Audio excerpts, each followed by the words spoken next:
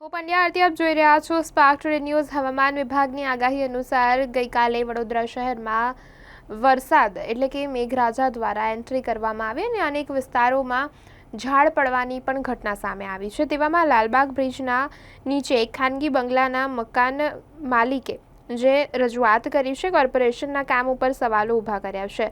મકાન માલિકના બંગલા ઉપર મોટા વૃક્ષ કાલે રાતથી જે પડી ગયું છે ને તેના કારણે તેઓને હાલાકી ભોગવવાનો વારો આવ્યો છે। ઓનલાઈન ફરિયાદ કરી છે, છતાં પણ કોર્પોરેશનના જે કામ હોય તે નથી કરી આપવામાં આવતું, તેને લઈને તેમનામાં નારાજગી જોવા મળી રહી છે। ને શું કહી રહ્યા છે માલિક, આવો સાંભળીએ। કોર્પોરેશનને આ ઝાડ પડી ગયું છે, કાલે વાવાઝોડું આવ્યું હતું, એના લીધે ફોન કર્યો તો આજે સવારે ઉઠતાની સાથે હજી કોઈ આવ્યું નથી।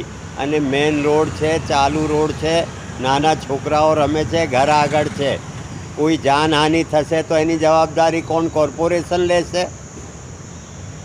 કોર્પોરેશન જ્યારે તમને કીધું, કોર્પોરેશન આવું કંઈ કીધું તમે કેટલા વાગે આવીશું શું છે એવું કીધું, થેન્ક યુ, અમે આવીએ છીએ। હજી સુધી 5 વાગી ગયા, હજી કોઈ આવ્યું નથી, 4:30 થઈ ગયા। આ ઝાડ તમારા મકાન ઉપર પડેલ છે, તમે મારા મકાનને જાનહાનિ થઈ છે, દિવાલ ઉપર અટક્યું છે, આખું ઝાડ નીચે પડશે, ચાલુ રોડ ઉપર કોઈ જાનહાનિ થશે એનું શું? તમે શું માંગશો?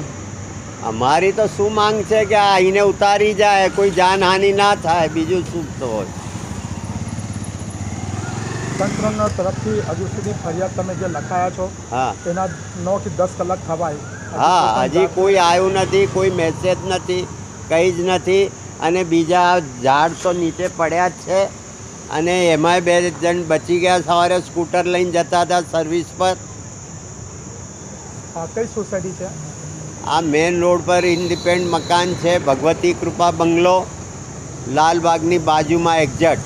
શું નામ છે સર આપનું? ઘનશ્યામ શર્મા।